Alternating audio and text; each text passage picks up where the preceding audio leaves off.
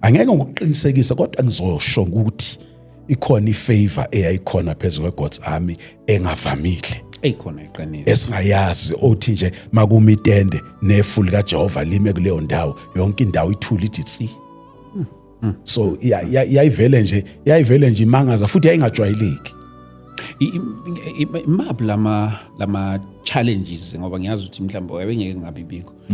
ikakhulukazi nanokuhlangabezana nawo ngiyazi ukuthi ezikhathini zamanje uthola ukuthi kunoma fraternally awavumi ukuthi itende lingene sinome kanjani njalo ama local pastors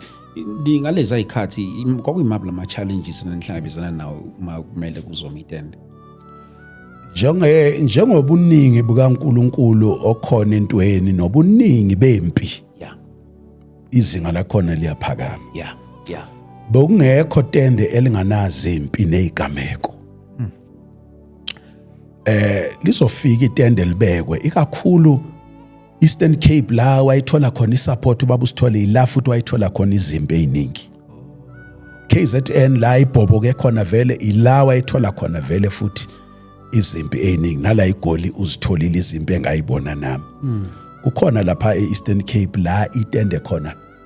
lonke lasuka landisa lo bhidliza imizi yabantu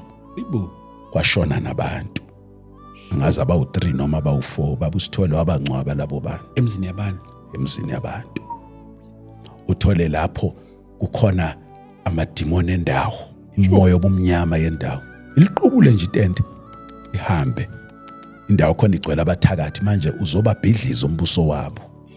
uzoshisa izikhotha zabo nezihleke zabo so abanye bayareacta so uzothi ke ubaba usithole akuphakame nezinga lomthandazo ngoba impi yashisa ubaba usithole itende liphumile kanjalo lo bhidliza imizi yabantu kwashona abantu abangcwa uyolibeka futhi itende yoqhubeka futhi athi uNkulunkulu uthi ngime la